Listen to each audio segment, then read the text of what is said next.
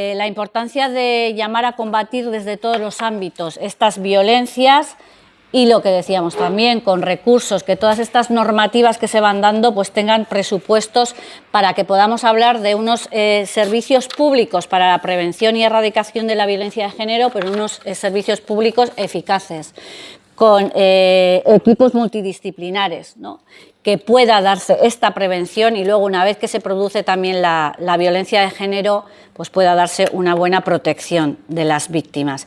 Estamos hablando de víctimas mujeres, pero también de víctimas niños y niñas, porque también se dan incluso asesinatos de hijos, hijas, o cómo se utilizan estos hijos e hijas para ejercer la violencia vicaria, que también es un tipo de violencia que produce mucho daño en las mujeres, en esas madres, ¿no?, que están también sufriendo por sus hijos y por sus hijas.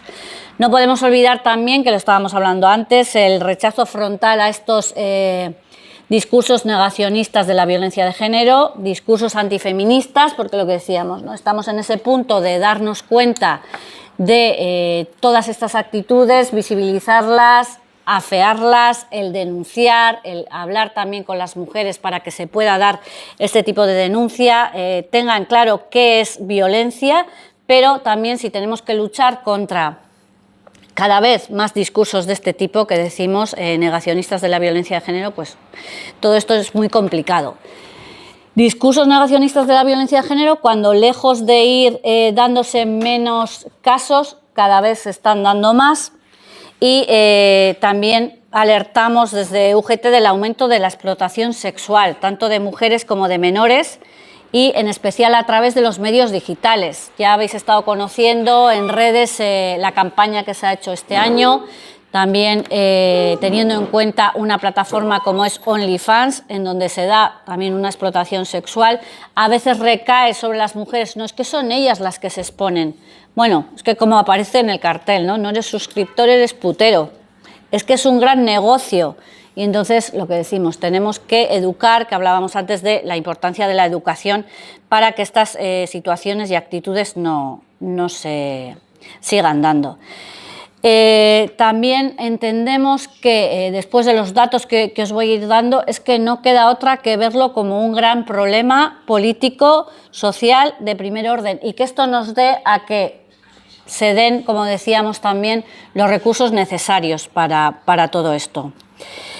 Tanto en Euskadi como en el conjunto de España, las cifras de la violencia son escandalosas y hablábamos también de la punta del iceberg, que son los asesinatos. Desde 2003, que es el año en que ya se unificó la manera en contabilizar estas víctimas, estas mujeres asesinadas a manos de sus parejas y exparejas, son 1.334 las mujeres que desde 2003 han sido asesinadas en el Estado, y 43 en Euskadi. Desde 2003, 43 mujeres han sido asesinadas. Este año ya van 39 víctimas mortales y una de ellas en Euskadi. Pero no nos tenemos que quedar solo con este dato, que es escalofriante y, como decimos, es el más grave, mujeres que pierden la vida. Pero también tenemos datos importantes y también teniendo en cuenta Euskadi, entre abril y junio de este año también, pues se han dado 1.812 denuncias por violencia de género y va aumentando. Se trata de un 8,2% más que en el mismo periodo de abril a junio del año 24. Y bueno, pues podemos hablar también de estas víctimas. En el primer trimestre de 2025 han sido 1.603 las víctimas, con 1.690 denuncias, y 18 menores quedaron identificados como víctimas en estas denuncias. Y en este segundo trimestre hablábamos de 1.812 denuncias, víctimas 1.747, un aumento respecto al mismo periodo en 2024, que fueron 1.610, y 12 menores han sido identificados como víctimas en estas denuncias. Entonces, la importancia también, como vemos, de que se dé esta denuncia, que nos parecen datos ya graves, pero es que cuántas, que hablábamos también antes, cuántas situaciones de este tipo no se denuncian. También podemos hablar de órdenes de protección que se solicitan en Euskadi, que en este mismo periodo de abril a junio han sido 378, Y esto en los juzgados de violencia sobre la mujer, pero también en juzgados en funciones de guardia han sido 146 las medidas de protección que se han ido dando. La tasa de víctimas de violencia de género también por cada 10.000 mujeres, también tenemos ese dato, en Euskadi entre abril y junio ha estado en un 15,3 y por encima de la media nacional, que es 19,2, pero también tenemos otras comunidades autónomas cercanas en las que es menor esta tasa, 13,9 en La Rioja, por ejemplo, 12,9 en Castilla y León, pero superior, por ejemplo, en Cantabria, 16 o 23,5 en Navarra. También contamos con los datos de una encuesta que se hizo en Gobierno vasco, una encuesta a 4.500 mujeres entrevistadas y ahí pues bueno, dieron datos de si se había sufrido alguna vez en su vida algún tipo de violencia. Y también el dato es importante, casi la mitad de todas ellas, de todas encuestadas, dijeron que habían sufrido violencia, tanto dentro de la pareja como fuera, un 48,2%. Pero también dentro de la pareja admitían haber recibido violencia machista, violencia contra estas mujeres, 3 de cada 10. Entonces también vemos que es un dato importante. También cada año tenemos el dato de las mujeres que han sido reconocidas como víctimas de violencia de género. Tenemos el último dato de 2024, que han sido 5.334. Y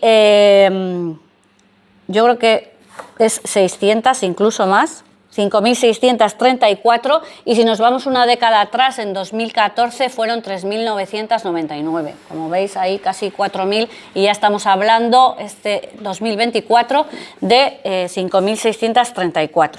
¿No? Vemos cómo va subiendo las mujeres víctimas de este tipo de violencia machista en Euskadi. Y también datos que hemos hablado antes, pero no voy a dejar de repetirlo porque me parece muy importante, son datos del Ministerio del Interior de 2024. En España se han denunciado 14 violaciones al día, una cada hora y 40 minutos, y también agresiones sexuales, como decimos, cada 2 horas. También es un dato importante. Crecieron también las víctimas de trata y explotación, tanto sexual como laboral, y como decimos también los casos de explotación que se dan también a través de redes, los ciberdelitos y a través de plataformas. Entonces, con todos estos datos, no es que entendamos que tiene que ser un problema de primer orden, es que exigimos que lo sea, ¿no? A los distintos gobiernos, a las administraciones públicas, y hablábamos también antes de nuestro trabajo como representantes de las personas trabajadoras para lograr que los entornos laborales sean entornos libres de violencia.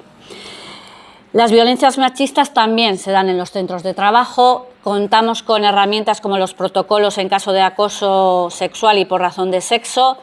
Y también tenemos que ser capaces, hablábamos antes también de formación, pues fundamental, la sensibilización, la formación, porque tenemos que ser capaces de poder dar respuesta a estas mujeres víctimas de violencia de género también en este ámbito laboral. Es importante también y necesario. Hablábamos de recursos, de servicios públicos, pero también hablamos de una cosa que también se ha hecho referencia antes, ¿no? Tenemos delegados, delegadas que velan por los derechos laborales en los centros de trabajo, y también delegados, delegadas de prevención, ¿no? Para los temas de salud y seguridad en el trabajo. Pero también abogamos en UGT para que haya una figura del delegado o delegada de igualdad, un delegado de igualdad que pueda tener horas, porque también lo vemos importante, también nos trasladan compañeros, compañeras que con también las horas que tienen, pues hacer las negociaciones de los planes de igualdad, de los protocolos, los seguimientos, evaluaciones que se están dando ahora, y al ponerte a hacer un segundo plan, pues es muy difícil. Entonces también estamos también luchando porque se pueda conseguir esta figura del delegado o delegada de igualdad en los centros de trabajo. Estos agentes de igualdad entendemos que puede ser fruto de un diálogo social, y pues en ello estamos para que se pueda ir dando esta figura que creemos que es tan importante.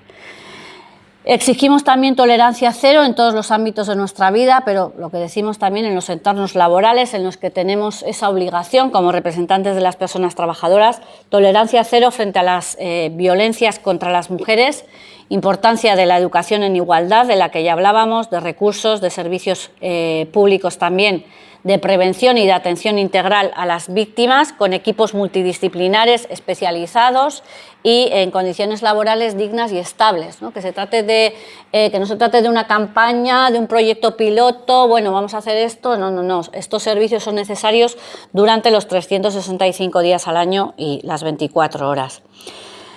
Subrayamos la importancia de todo esto también en el ámbito laboral, reclamamos refuerzo y revisión de las distintas también políticas en general, políticas de igualdad, políticas activas de empleo, también para estas mujeres víctimas, ¿no? La importancia de la independencia económica, que puedan tener unos trabajos, que no sean ellas las que tengan que irse de sus ciudades, abandonar sus trabajos, son ellas también por esta violencia psicológica de la que hablábamos antes, que al final pues tienes que estar de baja, sufres incapacidades temporales, a veces pues lo que decimos, tienes que dejar incluso tu trabajo, ¿no? Como eso va minando, que hablábamos también de que pierden su vida muchas mujeres, pero otras la están perdiendo aunque continúen vivas, ¿no? Y ante eso pues tenemos que ser conscientes y, como decimos, pues en la medida de lo posible, en los diferentes ámbitos en los que somos más, podemos llevar a cabo más acciones, que es el ámbito laboral. Reclamamos también que se vayan aplicando pues todas las normativas. Hablábamos que la normativa va a veces por delante, pero se queda en papel mojado muchas veces. Entonces, la importancia de que todos estos protocolos se apliquen, se tengan en cuenta. También el convenio 190 de la OIT sobre violencia y acoso. También que se dé también la transposición de la directiva del Parlamento Europeo y del Consejo, que también habla de lucha contra la violencia contra las mujeres y de violencia doméstica. Y reclamamos también que se adopten medidas para poner freno a todas estas plataformas y medios digitales de los que estábamos hablando. ¿Qué podemos hacer desde nuestra posición de representantes de las personas trabajadoras? ¿Qué podemos hacer desde UGT Euskadi? Pues asumimos el compromiso de formar y sensibilizar también a nuestro activo sindical frente a todas estas violencias y a las plantillas en los centros de trabajo, a las direcciones, también como hablábamos antes, que nuestros delegados y delegadas puedan ejercer de barrera frente a cualquier manifestación de violencia contra las mujeres. La negociación y la aplicación de estos protocolos en caso de acoso sexual y acoso por razón de sexo, la importancia de negociar los planes de igualdad y medidas de acción positiva en las negociaciones colectivas, mejorar medidas específicas mediante esta negociación colectiva, los derechos de las víctimas de violencia de género y colaborar permanentemente también con administraciones públicas, asociaciones de mujeres en, como decimos, por lo que estamos hoy aquí reunidas y reunidos respecto a la erradicación de la violencia de género. Así hacemos un llamamiento a toda la ciudadanía, trabajadores, trabajadoras, a vosotras, vosotros, a participar, ¿no? En las distintas concentraciones, manifestaciones que se vayan dando en los diferentes pueblos, ciudades y, en nuestro caso, en la labor que hacemos en el día a día, también en luchar por entornos laborales libres de violencias machistas.